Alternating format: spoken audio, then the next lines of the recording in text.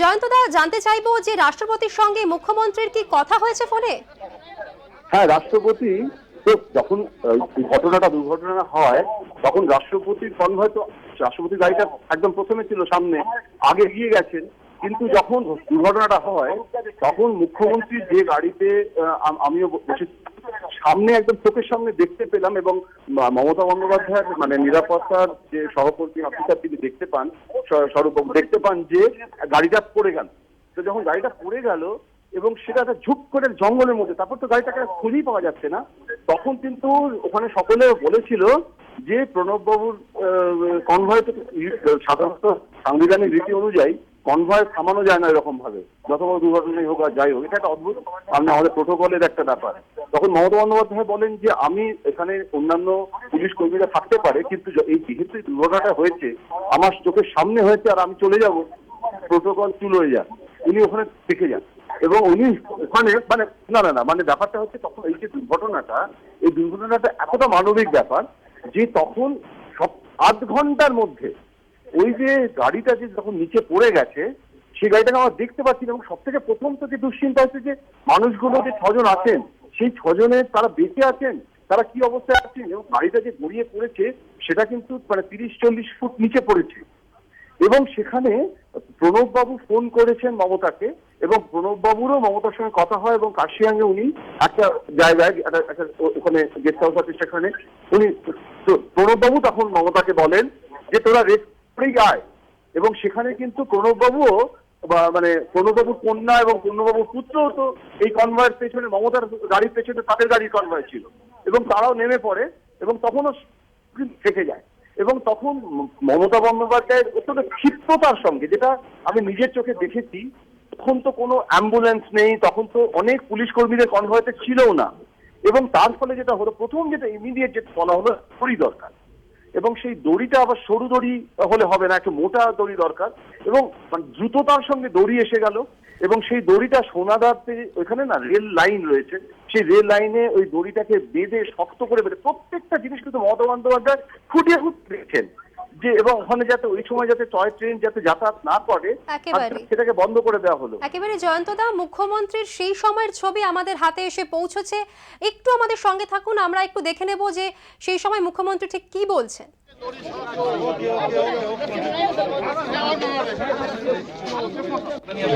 अभी आ रहे हैं, बोले अच्छा है आप लोग किधर चले। हेलो হ্যাঁ দাদা, আপনি চিন্তা করবেন না, সবাই বেঁচে আছে। আমরা দড়ি ফেলে একজন উঠেছে, বাকি আরো 4-5 জন আছে যে কনভয় ছিল, কনভয়টা টোটাল আমরা তাদের শুনছি দাদা। 4-5 জন আছে আমার মনে হচ্ছে, 6 জন এখন 4 জন নিচে আছে, একজন উঠে এসছে। একজনকে আমরা উঠিয়েছি দড়ি ফেলে।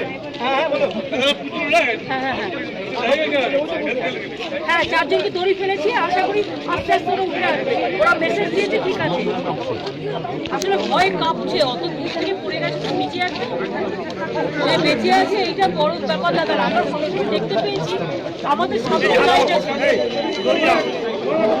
নাহলে তো অনেক সময় কিন্তু হয় না।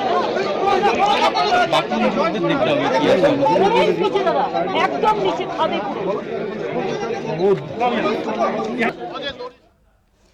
জয়ন্তদা, আমরা শুনলাম যে মুখ্যমন্ত্রী ঠিক কি ফোনে বলছিলেন, সেক্ষেত্রে আপনার কাছ থেকে আরো একবার জানতে চাইবো সেই মুহূর্তের মানে ঘটনাটা সম্বন্ধে জানতে চাইবো যখন এই দুর্ঘটনা ঘটলো। আমি 2-3টে শুধু কথা বলবো সঙ্গীতা। দেখো, প্রথমত হচ্ছে যে আমি তো মানে বিস্মিত, আমি তো এখন নিয়মিত মুখ্যমন্ত্রীর কনভয় সফর করার সুযোগ হয়, এবারে নিজের চোখে যেটা দেখেছি সেটা বলছি যে যেরকম ভাবে ওয়েল ইকুইপড একটা সিকিউরিটি সিস্টেম ওর নিজের কনভয়তে রয়েছে। আমি সাংবাদিক হিসেবে খুব নিরপেক্ষভাবে বলছি যে দিল্লির এত সমস্ত মানে যে নিরাপত্তা ব্যবস্থা তাতে অনেক বজ্ররাটনি ফসকা গেরো থাকে জানো। এখানে একটা মাইক্রোফোন পর্যন্ত ছিল, ওই মাইক্রোফোনটা যদি না থাকতো একটা গাড়ি ওই রকম ভাবে 30 ফুট নিচে গড়িয়ে পড়ছে জঙ্গলের মধ্যে, একটা গাছ ভেঙে আরেকটা গাছ ভেঙে নিচে গিয়ে ঝুলছে, বডিগুলো গাছে ঝুলছে। সেখানে তখনও র্যাব তো অনেক পরে এসেছে, র্যাব যখন এসেছে তখন মোটামুটি রেস্কিউ অপারেশন আমি আগেও যেটা বলেছি যে হয়ে গেছে। এবং মমতা বন্দ্যোপাধ্যায় ওইটা যে ঘোষণা করছে যে টেনশন করো না এবং সকলে জীবিত আছেন, তাদেরকে সমস্ত নিয়ে আসা হচ্ছে দড়ি দিয়ে, এটা যে একটা কি সাংঘাতিক। দেখো, অ্যাক্সিডেন্টে মানুষ আহত হয়, দুর্ঘটনায় আহত হয় শারীরিকভাবে, কিন্তু সেটা একটা যে ট্রমা, এরকম ভাবে পড়ে যাওয়া খাবে, এবং সেই ট্রমাতেও তো মানুষের হার্ট ফেল হতে পারে, মানুষ মারা যেতে পারে। এবং কনভয়টা যদি ধরো সঙ্গীতা চলে যেতে পারতো আজকে, ও কারণে কেউ যদি আমরা যদি না দেখতাম, এবং সেখানে ওই রকম ভাবে মমতা বন্দ্যোপাধ্যায় ওই মুহূর্তে ওখানে গাড়ি থেমে না যেতেন এবং স্পট ডিসিশনটা না নিতেন, তাহলে গাড়িটা ওখানে পড়ে থাকতো এবং ওরা ওই রকম অবস্থায় তাকে ঝুলতে ঝুলতে একটা মৃত্যুর মানে পথে ঠেলে দেওয়া একটা পরিস্থিতি তৈরি হতো।